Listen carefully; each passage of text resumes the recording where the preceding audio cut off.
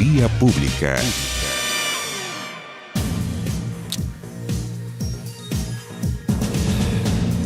¿Cómo están ustedes? Muy buenas noches, bienvenidos a Vía Pública. Finalmente quedó en libertad la pareja de artistas chilenos que fue detenida en Córdoba, Argentina, por sospechas de terrorismo. La verdad es que fue un gran chascarro. Felipe Segers y Gabriela Medrano fueron liberados tras permanecer 4 días detenidos por porte y manipulación de material para fabricar un artefacto explosivo. Bueno, según relató la abogada defensora, los chilenos pudieron acreditar que este artefacto explosivo, la gran bomba que presentaban los artistas chilenos, se trataba de una maleta con una batería, instrumentos de una obra artística que se había hecho públicamente, además, en una universidad en Córdoba. Era cosa de googlear que estas personas eran artistas y que habían estado en Argentina haciendo justamente una instalación y una obra de arte. Bueno, además los chilenos respondieron todas las preguntas hechas por el tribunal. Sin embargo, la pareja no podrá dejar Argentina porque se les decretó un arraigo nacional tras ser imputados por la justicia trasandina. Segers, que es uno de los artistas tras el festival hecho en Chile, dijo que están frente a una gran equivocación. No, es que no hay dos alternativas, porque ya está clarísimo que no es. Y que están esperando entonces que el expediente sea aclarado para poder volver a Chile y retomar sus vidas y proyectos. Una equivocación que costó caro en cuanto al susto que pasaron, al tratamiento, como están las cosas en el mundo con estos terroristas que andan por la libre, hemos visto en muchas partes. Bueno, alguien puede haber pensado que ya había llegado a Argentina este tipo de terrorismo. Eran artistas. Google solucionaba el problema. Pero en fin, ya está por lo menos liberado de la justicia. Nos vamos a la pantalla. La pregunta del día: ante la alza del precio de los planes, algunas ISAPRES, promedio 5.1, algunos subieron hasta 7. ¿Qué ha pensado usted? Aquí le invitamos a dos alternativas. Puede haber más. Cambiarse a FONASA, por ejemplo, o recurrir a la justicia. En ISAPRES hay en torno al 18% de los chilenos. O sea, no es una gran mayoría, ni mucho menos. Pero algunos de ellos, a lo mejor con las alzas de sus ISAPRES, deciden cambiarse a FONASA. O algunos pueden recurrir a la justicia también, que se sabe que muchos chilenos recurren a la justicia. Ahí está la pregunta del día. La ciudad. Fíjese usted que el Ministerio de Vivienda se va a llamar Ministerio de la Ciudad. Eso es parte de un proyecto integral del Ministerio de Vivienda. Pero ¿qué cosas hay más allá del nombre? Que se puede ser un cascarón. Hay, por ejemplo, un proyecto de integración social y tiene que ver con desarrollos urbanos que sean armónicos, que tengan unas densidades adecuadas y no necesariamente que el mercado, que puede ser muy útil para muchas cosas, lo regule exactamente todo y a veces queden zonas muy distintas, con mucha segregación, ciudades que la verdad requieren también de la mano experta. Se aprobó la ley de integración social, la idea de legislar en el Congreso Nacional, y esta noche nos acompaña Pablo Alar, arquitecto y decano de la Facultad de Arquitectura de la Universidad de Desarrollo, que entiendo estuvo presentando en el Congreso justamente sobre esta ley. Pablo, gracias por estar aquí. Así es, buenas noches, Matías, encantado de estar aquí en 24 horas. ¿Te tocó presentar en el Congreso, Sí, por lo que leí? La Comisión de Vivienda, Urbanismo y Bienes Nacionales me invitó a dar mi opinión experta respecto a la materia que se estaba debatiendo el día de ayer, que era, como bien dices tú, la idea de legislar sobre este proyecto tan esperado y tan necesario para muchas familias en Chile. ¿Y qué no vimos? Yo, por ser bien franco, no estaba atento a la presentación que hiciste en el Congreso, pero ¿cuál era la tesis fundamental que te llevaba a ti a defender este proyecto? Mira, ¿por qué es tan necesario? este proyecto, lo primero es que es un proyecto que surge de un consenso que se viene trabajando como una política de Estado hace muchos años. No es una idea de un gobierno por cambiar, pasar retroexcavadora o planadora, etc. Guillermo Rolando, que es subsecretario, me lo ha dicho varias veces aquí, que en materia de vivienda, Chile, no lo sabemos, pero Chile tiene una política bien de Estado hace rato, más allá de un gobierno u otro, ha sido bien consistente. Sí, y se ha ido perfeccionando y mejorando en cada gobierno que pasa. ¿Y qué es lo que pasa? ¿Por qué surge esta idea de un proyecto de ley de integración social y urbana? ¿Ya? Porque en los últimos 30 años Chile se ha pegado un salto cualitativo en su desarrollo social, económico enorme. O sea, pasamos de cuadruplicar el PIB per cápita, pasamos de un 40% de pobreza a menos del 9%, las expectativas de vida de 63 años a más de 81. Sin embargo, hay algo que se nos quedó atrás. Y fue que nuestras ciudades no fueron reflejando necesariamente ese bienestar. Y se empezaron a producir dinámicas de segregación socioespacial. ¿Qué pasa? Que las personas más pobres salían de los campamentos, pero accedían a vivienda social lejos de las oportunidades de la ciudad. Esto viene ocurriendo desde los 80. Por eso digo los últimos 30 años, claro. ¿Y qué es lo que ha pasado? Que eso, sumado a las dinámicas propias del mercado, empiezan a generar exclusión social. O sea, y para explicarlo, para que todos lo entiendan, esto quedó de manifiesto súper claro con el desastre de Transantiago, porque no es culpa de Transantiago que personas que viven en Puente Alto y que trabajan en el sector oriente de la capital, en Las Condes, tengan que viajar más de 3 horas al día para llegar a las oportunidades. O sea, las oportunidades que ofrece la ciudad no están igualmente accesibles a todos. ¿Por qué? Porque había pocos recursos y se focalizaron esos recursos en sacar a la gente de los campamentos, darles un techo, darles propiedad de la vivienda, pero esa vivienda no vino acompañada ni de parques, ni de equipamiento social, etcétera, y por otro lado estaba lejos de donde estaban los centros de trabajo, etcétera. Pero era por un tema de precio, porque todas las erradicaciones del sector oriente era porque ese metro cuadrado era muy caro y esa gente no podía pagarlo. El Estado no podía pagarle a esas personas para que se quedaran. Claro. Entonces, ¿sabe qué? Le vamos a una casa, pero donde es muy cruel, pero donde usted puede pagar o donde nosotros podemos pagarle. Entonces eso es en el extramuro de la ciudad, pues, en la periferia. Bueno, y eso era en un contexto de escasez de recursos donde además había demandas de salud, de educación, etcétera. Hoy estamos en otro estándar, en otro nivel como país. Sin embargo, esa deuda urbana no se ha recuperado. ¿Y qué es lo que está pasando entonces? Que están empezando a surgir espontáneamente manifestaciones que dan cuenta de que las políticas públicas no están al día con las necesidades de esas familias. Por ejemplo, los mal llamados guetos verticales. Porque hay gente que está dispuesta a pagar un arriendo caro para estar en un departamento chico, en una torre de miles de departamentos que tiene que esperar turno para poder usar el ascensor, etc. ¿Por qué pasa eso? Porque las políticas públicas no lograron encontrar mecanismos adecuados para que hubiese oferta de vivienda de bajo costo en zonas centrales. Entonces, faltó regulación y faltó inversión pública, faltó política pública. Entonces, ¿qué es lo que pasa? ¿Y por qué pasó esto? Porque Chile tiene políticas súper claras en el tema de vivienda, en el tema de salud, en el tema de educación, pero hace 30 años que no teníamos una política urbana. En los años en que más crecieron nuestras ciudades no teníamos una carta de navegación. Había una del 85, que era la época de Pinochet, y que la derogó el presidente Lagos, y no teníamos una política. Las ciudades crecían para cualquier parte, en base a instrumentos, etc. Entonces, uno de los méritos que se logran en el gobierno del presidente Piñera, en el primer gobierno, es que se nombra una comisión presidencial, yo tuve la oportunidad de participar en ella, y se logra transversalmente, con representantes de todos los sectores, tener una política nacional de desarrollo urbano, que fue tan transversal que hasta la presidenta Bachelet, en su programa de gobierno, de su segundo gobierno, la hace suya y ella instala el Consejo Nacional de Desarrollo Urbano para poder implementar esa política. Y el diagnóstico de esa política era: las ciudades chilenas, lo primero que tienen que corregir es la inequidad territorial, promoviendo programas de integración social. ¿Cómo se hace? Entonces, porque aquí son recursos. Hay que las personas que fueron erradicadas, fueron expulsadas, están lejos de su oportunidad de trabajo, quieren estar acá. En la práctica, ¿hay que comprar sitios o son sitios públicos que se le va a entregar a las personas?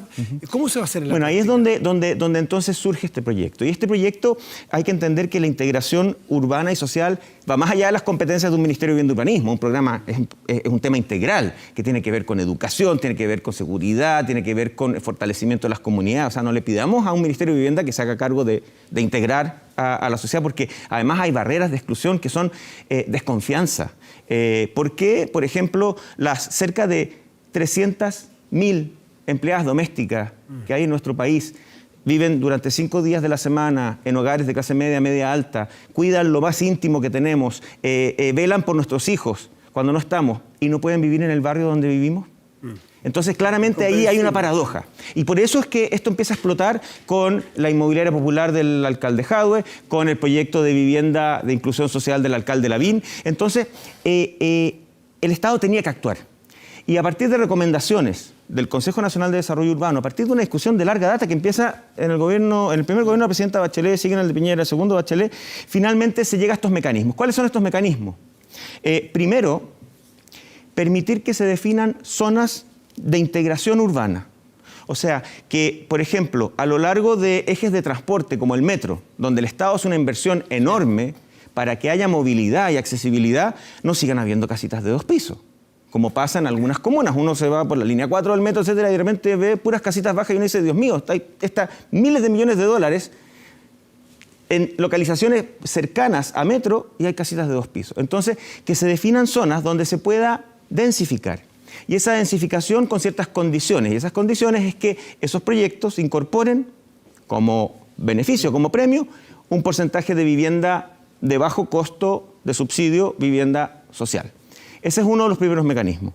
El segundo también, por ejemplo, plantea... Sí. Pero es plausible pensar, dado el conocimiento que tú tienes de la sociedad chilena, en que tengamos proyectos integrados pronto, donde haya una dispersión de precios lo suficiente de personas que hoy día viven a 3 comunas de distancia. ¿Tú crees que pueda...? Lo primero es que esto no significa volver a traer las periferias al centro. No, yo creo que aquí hay muchos mecanismos. Uno de ellos es llevar las oportunidades a la periferia, invertir en subcentros, etcétera. De hecho, otra de las características del proyecto de ley también es que fomenta los usos mixtos en los proyectos de vivienda. O sea, que no solamente sea acumulación de casas o departamentos, sino que también haya servicios, comercio, etcétera, de manera que la gente pueda hacer los trámites cerca de donde vive. Lo que no pasó en Bajos de Mena, por ejemplo. Así es, claro. Y por otro lado también el proyecto de ley reconoce ciertas dinámicas nuevas de los nuevos chilenos que no estaban hace 30 años, como es la movilidad residencial. La casa, en la época de mis padres o de mis abuelos, era el sueño para toda la vida. En cambio ahora la vivienda es el sueño para distintas etapas de la vida. Y hay parejas jóvenes que no tienen niños, que quieren vivir en zona central, cerca de la pega, cerca del entretenimiento, los parques, etcétera. Pero cuando tienen niños quieren irse a un lugar con un jardincito para tener el perrito y después volver. Entonces ya no necesariamente la propiedad de la vivienda es el foco de la política pública. Y surge entonces también esta propuesta de fomentar la oferta de vivienda en arriendo. Y además van más allá y dicen, si el Estado tiene terrenos muy bien localizados, claro, y no tenemos recursos para construir todos esos edificios, porque básicamente tenemos que construir hospitales, tenemos que financiar la reforma educacional, etcétera, ¿por qué no permitimos que privados o ONGs o fundaciones se les concesione el edificio al arriendo, construyan el edificio, igual como se hace con las autopistas, los aeropuertos, lo operen durante ciertos años de manera entonces que con condiciones de operación tales que no se echa a perder el ascensor, que estén bien mantenidos, que estén limpios, y después de un tiempo se devuelve al Estado y ese edificio se vuelve a licitar o se vuelve a mantener. Ese tipo de innovaciones... Esa innovación, esa mecánica que acabas de explicar ha sido bastante cuestionada por algunos. Por ejemplo, el Colegio de Arquitectos, el Colegio de tu profesión, quien ha dicho que esto tiene mucho más lógica de mercado y del negocio que una lógica social, si se quiere. ¿Cómo lo tomas? ¿Qué es una función social? ¿Cómo lo tomas tú eso? Bueno, ¿tienes miedo de entregarle a algunos esto a privados, cosas que son del Estado, que son muy valiosas? Acá hay un tema, volvemos al tema de la confianza. Yo creo que en nuestro país, lamentablemente, se ha perdido la confianza en la asociación público-privada, en la provisión de bienes públicos. Y esa pérdida de confianza tiene que ver con, para atrás, mobgate, desórdenes administrativos, etcétera. Pero finalmente, la ventaja de la asociación público-privada es que permite que el Estado genere las condiciones, pero que el privado sea el que corra el riesgo, haga la inversión, opere, recupere esa inversión según lo que el Estado defina y después se vaya. Esa desconfianza está instalada y hay que resolverla de alguna manera. Ahora, mientras nuestro país siga adhiriendo a un modelo social de mercado, como el que tenemos, una economía social de mercado, las herramientas de mercado son bastante efectivas si hay buena regulación y si hay garrote y zanahoria, incentivos e inversión pública. Hasta aquí ha sido más de mercado que social en materia de vivienda, ¿no? De integración social. Ha sido el mercado ha mandado más que lo que debiera haber una cierta regulación de la autoridad. Y aquí lo que viene a hacer es un poquito que la autoridad intervenga un poco más y que deje que el mercado opere, pero con un rayado de cancha. Mira, yo no soy economista, yo soy urbanista, pero una de las cosas que sí sé es que el mercado de suelos es de los mercados más imperfectos que hay en el mundo. Porque cumple con todas las fallas de mercado. Es discrecional porque con un plumón tú puedes decir aquí puedes construir y aquí no. Hay asimetrías de información porque hay personas que manejan mucha información en los municipios, en los sedios, las inmobiliarias y ciudadanos que no tienen idea y se enteran después que les cambiaron el plan regulador. Y lo tercero es que además se presta para captura regulatoria porque los sueldos y la capacidad intelectual, técnica, etcétera, que se puede pagar en el sector privado no necesariamente se equipara con la que tienen los municipios y el sector público.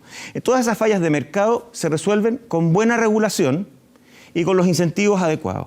Y yo creo que el llamado aquí es a velar porque esta ley o este proyecto de ley que apunta a lo que todos queremos, que es tener barrios más mixtos, que la gente pueda vivir cerca de las oportunidades, obviamente en la discusión parlamentaria ahora se haga el articulado y se haga al mismo tiempo un reglamento que efectivamente procure que no se produzcan esas fallas de mercado. Pablo, esta ley que consigue al menos la idea de legislar, que va a entrar en la discusión de artículo por artículo, qué sé yo, ¿tiene vuelta atrás en una ciudad como Santiago, que tiene tantos habitantes, está tan desarrollada, tan crecida, o más bien está pensada para el crecimiento de las ciudades medianas en Chile, que son muchas y que están también muy colapsadas? ¿Tiene vuelta una tremenda ciudad como esta, o la verdad que está el partido bastante jugado a ella? Mira, yo creo que Santiago es una ciudad, es de las ciudades con mejor calidad de vida en Latinoamérica. Y por todas las mediciones que uno puede encontrar. Sí. Y es una ciudad que además tiene todavía mucho por mejorar. Y una de esas mejoras precisamente es que, por ejemplo, el Estado es propietario de muchos terrenos, no solo el Servio, estamos hablando de exterrenos de ferrocarriles, del ejército, etcétera, en muy buenas localizaciones. Y un proyecto de ley como este eventualmente puede activar esos bienes públicos que están dormidos para que se pueda efectivamente producir conjuntos de vivienda que generen mix social, que además traigan equipamiento a los barrios.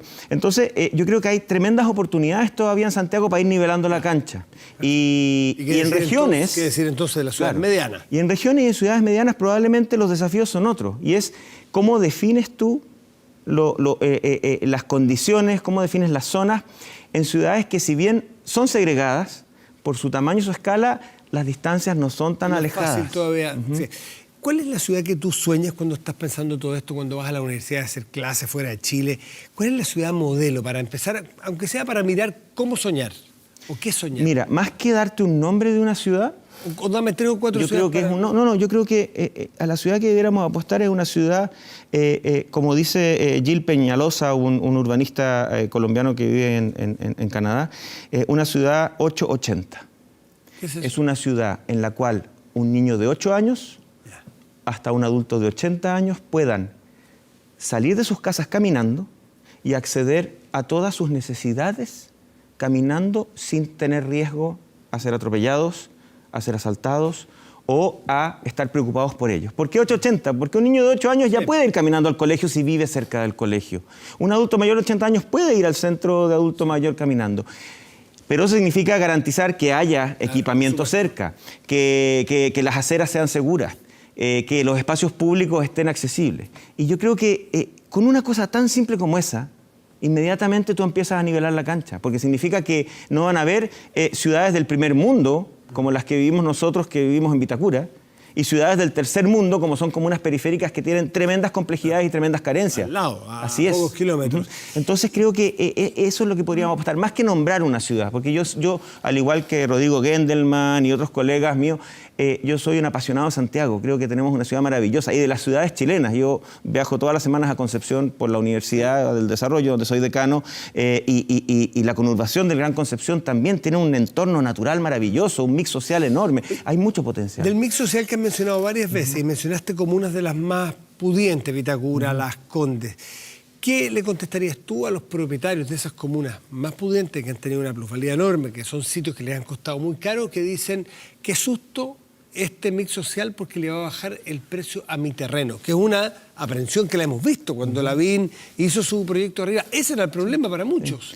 Mira, hay estudios científicos que han calculado el impacto que puede tener, la eventual minusvalía que puede tener proyectos de integración social cerca de zonas de alto valor, y la verdad es que no existe evidencia de que eso pase. Por otro lado, ojo, que no estamos hablando acá de que lleguen familias foráneas a ese barrio. La organización de la demanda que se hace para estos proyectos de inclusión fuertemente tiene un componente de allegados, de familias que llevan muchos años viviendo en Las Condes o en esos barrios, de allegados y que trabajan en el barrio y que tienen vinculación. Por lo tanto, son vecinos. La única diferencia es que no tienen casa en la comuna, pero son vecinos que han vivido toda la vida en la comuna. Entonces, esto no es ingeniería social. Esto es realmente romper las barreras de la desconfianza. Y por eso es que las barreras de la desconfianza no solo entre personas, también en modelos y políticas públicas. Yo creo que hay que tener confianza en la alianza público-privada y velar porque se regule bien y se fiscalice. Hay que tener confianza en que se puede avanzar en esto.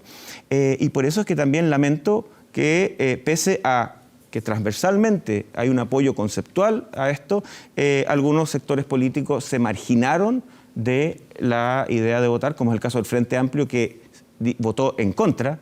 En cambio, el Partido Comunista y la nueva mayoría se abstuvieron y el oficialismo votó a favor. Es curioso que Frente la nueva mayoría, algunos de la nueva mayoría votaron a favor. Es un símbolo que vota en contra, pero no puede estar en contra del Frente Amplio, yo supongo. Pero en contra de la idea de legislar, o sea, en contra de discutirlo, eso es lamentable.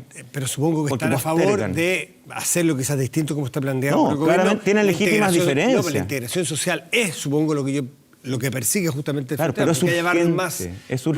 es urgente y también hay que confiar en que la discusión parlamentaria es donde se resuelven las diferencias. Así que estoy tremendamente, digamos, esperanzado de que la discusión sea muy rica.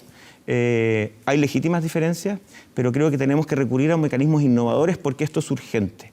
Y por otro lado, no hay que descuidar que el foco del Ministerio también está todavía en sacar a las familias de los campamentos, en atender la vivienda rural, en mejorar la vida de las personas más allá del cambio de nombre. Pablo Alar, decano de la Facultad de Arquitectura de la Universidad del Desarrollo, muchas gracias por estar aquí esta noche en Vía Pública, Pablo. Muchas gracias, Matías, encantado.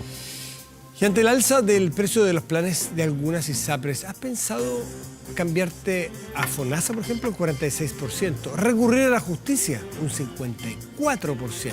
Hacemos una pausa y volvemos a hablar justamente de ISAPRES aquí en Vía Pública.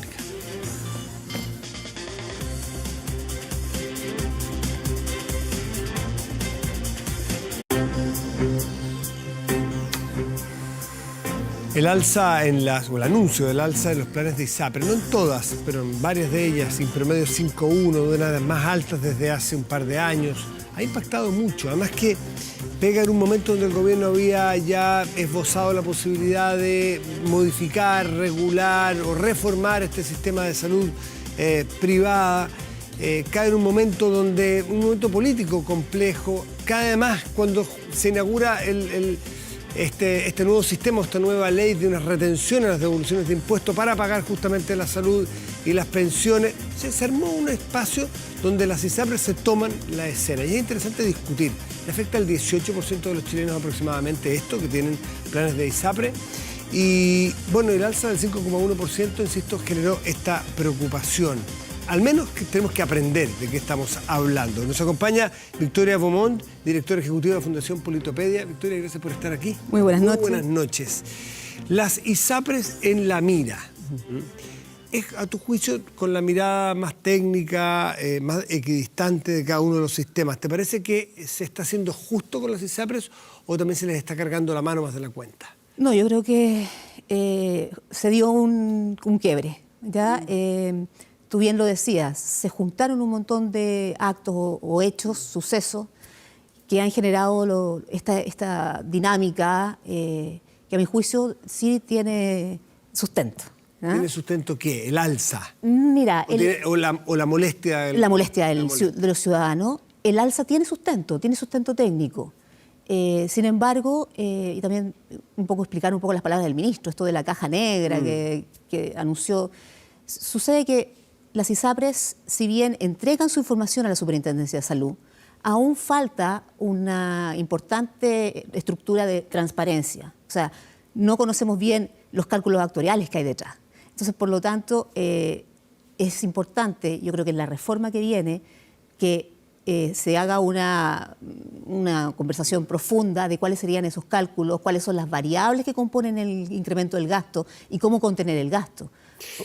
La inflación, Victoria, de los gastos médicos propiamente, porque hay varios tipos de costos, pero los gastos médicos, los costos médicos, ¿van de la mano o tienen correlación con esta inflación del 5,1%? Sí, van de la mano. Y la salud sube por encima del IPC.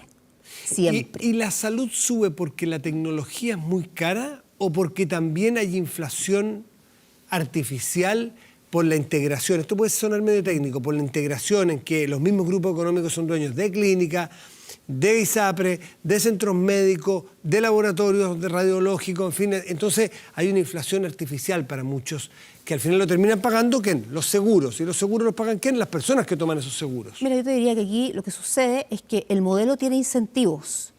El modelo prestador tiene el incentivo al generar la prestación. La ISAPRE es la que financia y por lo tanto la ISAPRE, como tiene capitalización individual, la ISAPRE traspasa ese mayor costo al precio del individuo. Entonces, por eso tú generas un círculo donde, en el fondo, la ISAPRE no necesariamente está conteniendo todo el costo. ¿Ya? Y ahí está, ese debería ser... Porque a veces no le interesa, porque a veces son los mismos dueños. Pero resulta que, bueno, no existe el estudio. Nosotros en algún minuto ¿Qué revisamos... puede tener una ISAPRE que tiene una clínica o tiene un centro, un laboratorio, de contener los costos para no traspasárselo a su cliente? Si el cliente le tiene que pagar y él es dueño de la misma clínica, eso pasa en Chile. Sí, lo que sucede es que lo que tú tienes que ahí analizar es si una persona que tiene un plan preferente accede a menores precios que si lo fuera a hacer con libre elección en una clínica no integrada. ¿Ya? Porque en lo que respecta a que tú estás tratando la integración vertical, lo que tenemos que ver es quién se perjudica, la competencia propiamente tal o el cliente. Y si el cliente va a ir a una clínica específica, integrada, y paga menos por tener un plan, por estar en ese asegurador, no estamos perjudicando al cliente. Y ese es un informe, un estudio que yo creo que deberíamos hacer. La Fiscalía Nacional Económica tiene un informe en febrero de este año donde no encontró evidencia suficiente para indicar que existían algunas condiciones de competencia más allá de las normales. Pero yo te digo que, para retomar la idea del IPC, la salud siempre se incrementa por encima del IPC, tanto en el sistema público como en el sistema privado. Lo que sucede es que el sistema privado lo pagamos de nuestro bolsillo directamente, el sistema público lo pagamos de nuestro bolsillo, pero a través del subsidio estatal. Incluso, por lo que escuché por ahí, o lo leí, la inflación del precio en el sector público es más alta que el del privado.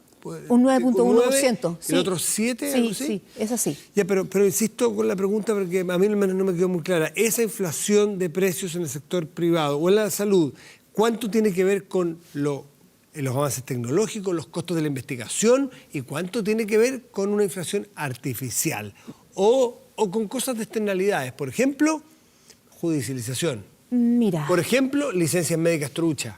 A ver, ahí tienes que el gasto en salud se incrementa por las remuneraciones del personal del mundo prestador. Las remuneraciones tienen un 70% del peso en los precios finalmente. ¿Ya? Es súper importante. Después la incorporación de la tecnología. Las frecuencias de las prestaciones también son importantes. Entonces, personas, como vamos envejeciendo... Y eso ha cambiado. Entiendo que, no sé cuánto tiempo era, pero hemos multiplicado por 3 la frecuencia de uso de un servicio médico. Sí, porque los precios de las clínicas se han mantenido constantes en los últimos tiempos. Y lo que ha ido creciendo es la frecuencia. Y el gasto ha sido empujado porque hemos gastado, porque nosotros, exactamente, por cantidad. Eso es lo que está impulsando el gasto en salud. Entonces, contención de costo implica que también las personas utilicen mejor el sistema. ¿Y eso puede pasar por educar mejor? ¿Tiene que ver con hacer medicina preventiva? ¿Hay incentivos? No existe ningún incentivo para la medicina preventiva. ¿Las ISAPRES no tienen incentivos o el sistema de salud no lo tiene el incentivo para el sistema preventivo? Si resulta que, ¿por qué un prestador va a querer tener una persona sana cuando yo me financio por curar, pero cuando la persona llega enferma? Y no estoy cuidando a la población. Y yo lo que entiendo del modelo que pretende lanzar el ministro es justamente modificar los incentivos hacia la prevención. Eso está muy interesante. Ahora, es una tremenda reforma. Sí, es una tremenda reforma. ¿Qué sabes tú de la reforma que entiendo se estaba arreglando, mirando, preparando, pero esto le puso sentido de urgencia? Y el presidente, de hecho, salió a decir que ahora entiendo que a fin de mes o dentro de un mes, algo así, dijo, vamos a tener ya un proyecto de reforma. ¿Qué sabes tú de ella? Mira, yo lo que entiendo es que vamos a tener un plan universal de salud, ¿ya? Que va a seguir los lineamientos que ya estaba esbozado en la reforma del 2010. Sin embargo, yo en este momento diría que el gran problema es cómo compensamos los riesgos de edad y de sexo al interior de las carteras de la ISAPRES. Y que esto sería el fondo compensatorio inter-ISAPRES. El problema va a ser más bien político.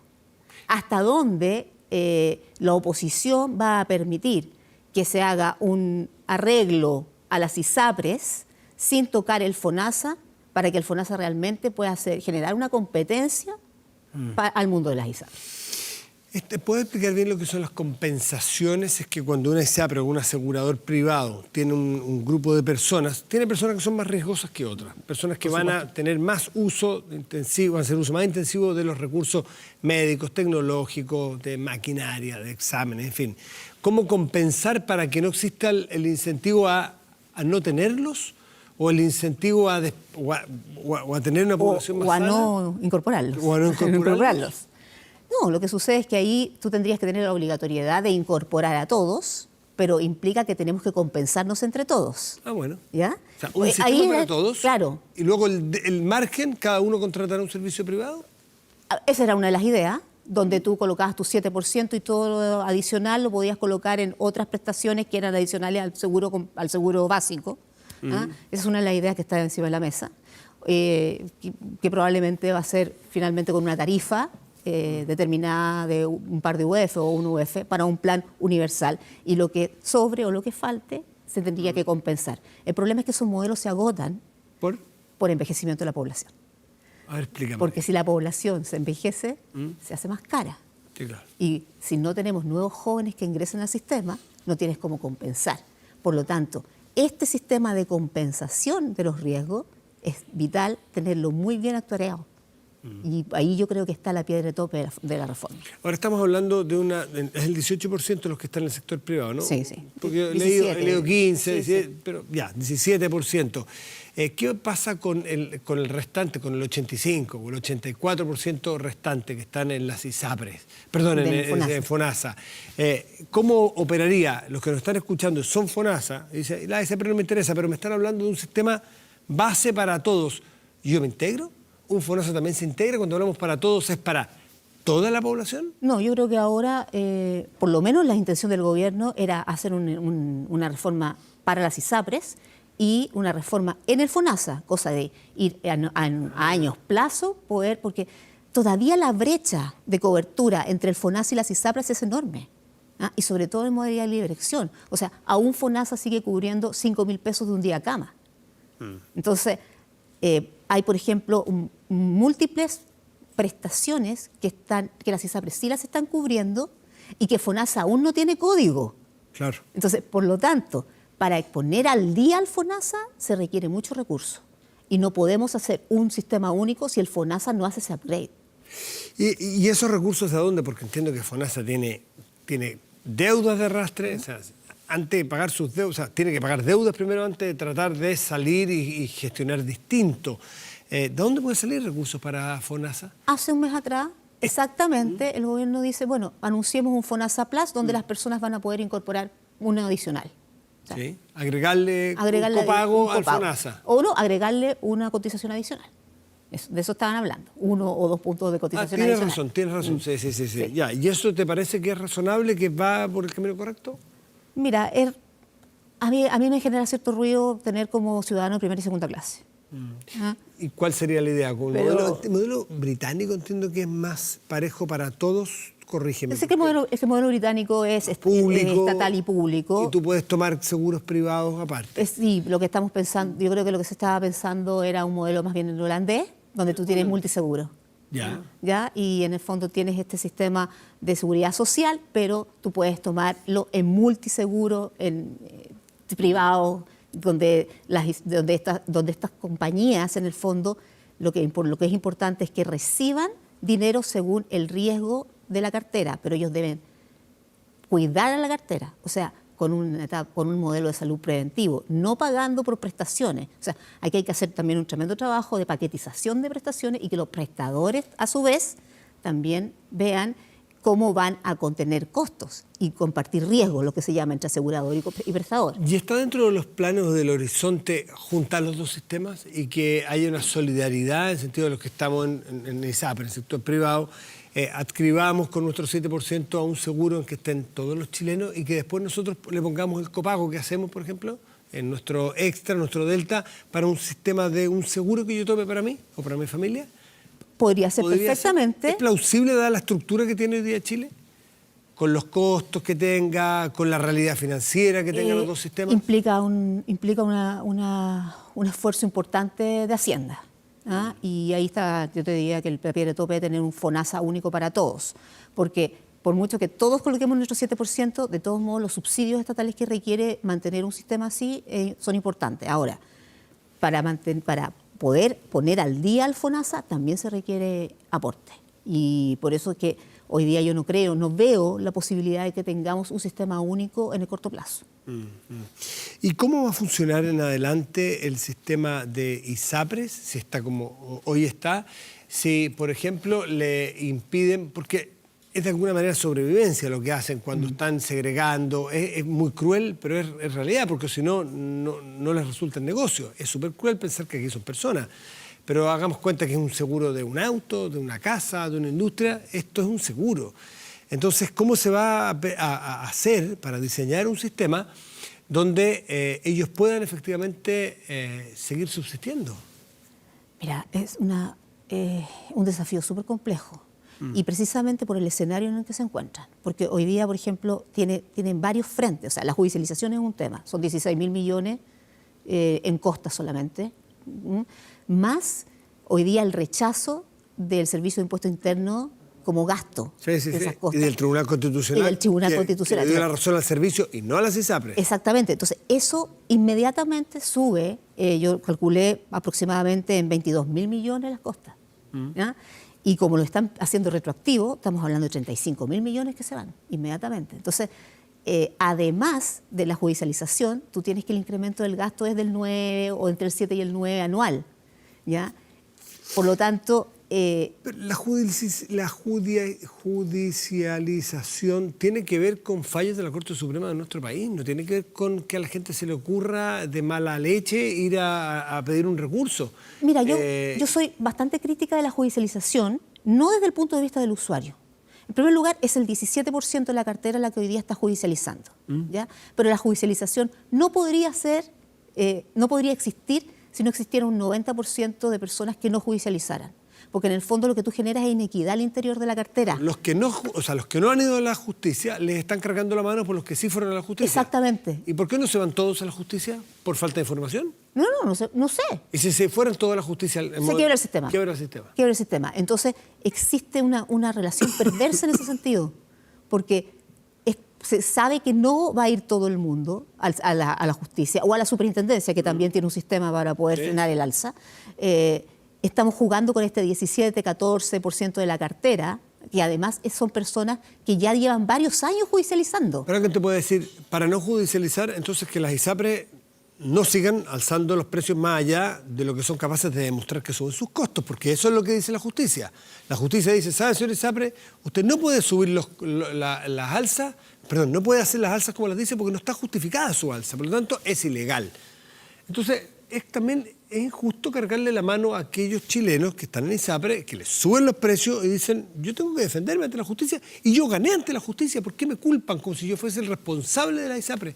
No. Si yo gané el juicio donde se dirimen las contiendas, que es la justicia civil. Y eso sucede precisamente porque se generó una incertidumbre regulatoria.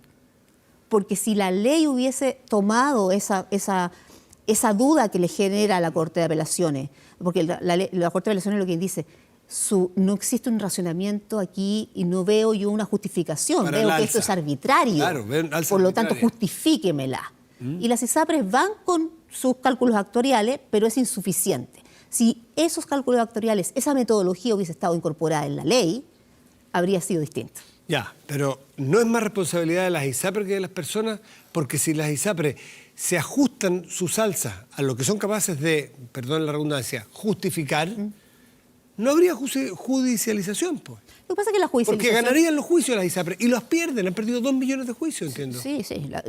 Mira, lo que sucede es que la judicialización también surge por el incentivo de la industria, porque también tenemos que indicar que aquí existe una industria de abogados que hace marketing constante para capturar nuevos clientes. Pero está bien, suena Sí. feo, está bien, pero son clientes y yo podría decir, y si no los captura, son chilenos que están siendo injustamente castigados con alzas que la propia justicia no ampara. Entonces, más bien debería ser, y voy a hacer esto, no estoy haciéndolo, pero alguien podría decir, vayan todos los chilenos, porque les están alzando sus precios y sus planes más allá de lo que son capaces de justificar la ISAPRE. Entonces, ¿por qué culpar a los abogados ahora? No, porque... Se culpa al usuario, se culpa a los abogados y las ISAPRES, ¿qué responsabilidad tienen? No, las ISAPRES tienen una tremenda responsabilidad. Mira, yo creo que aquí todos los actores tienen responsabilidad. Desde los cotizantes hasta incluso los tribunales de justicia, en el sentido que los tribunales de justicia, al fallar individualmente, no ven el impacto social que generan. ¿Ya? No estoy siendo crítica del fondo del fallo, pero sí del impacto social que genera el fallo. Muchos dicen que es una señal para generar un cambio regulatorio, pero nos hemos demorado 10 años. Y por último, ¿qué opinas, Victoria, sobre esta noticia que hemos sabido en las últimas horas? De hecho, anoche nuestro invitado nos contó algo que no sabíamos y hoy repercutió bastante en la prensa. Es que la superintendencia emitió una circular. La superintendencia es el ente que regula las ISAPRES. Una circular para decirle, ¿sabe, señor? Cuando una guaguita cumple 2 años, u otras personas en otras edades, usted automáticamente tiene que bajar el precio. Antes de los 2 años es justificado tener este precio, pero después de cumple 2 años, como bajan los riesgos, tienen menos acceso a la medicina o necesitan menos medicina o menos servicio, tiene que bajarlo. No tiene que esperar que venga a decirle, oiga, mi hijo ya cumplió 2 años, bájelo automáticamente. El sistema le arroja el cumpleaños del niño o la niña. Y después de un tiempo la superintendencia retira ese circular y permite que las ISAPRES, sabiendo que una persona cumple 2 años, sigue cobrándole como si tuviera menos de 2 años. ¿Qué le parece esa situación? Yo creo que la superintendencia cometió un tremendo error político, no técnico, político. Y te lo explico. Lo que sucede es que el 2010, con el fallo del Tribunal Constitucional le dice a la superintendencia, esta tarificación de la tabla de factores no me parece correcta, por lo tanto hay que regularla nuevamente. En ese momento queda congelada la tabla de factores. Por lo tanto, ni las alzas de precio por tabla de factores, ni las bajas de precio. Es la edad, ¿no? Edad y sexo. Ya. Ni las bajas, ¿ya? Y ahora lo que hace la superintendencia es decir, ¿sabes qué? Cuando le beneficia al cotizante, usted me aplica tabla de factores. Ya. ¿Ya? Yo creo que es un error político. O sea, no debió haberlo hecho en el sentido que no puede retirarlo.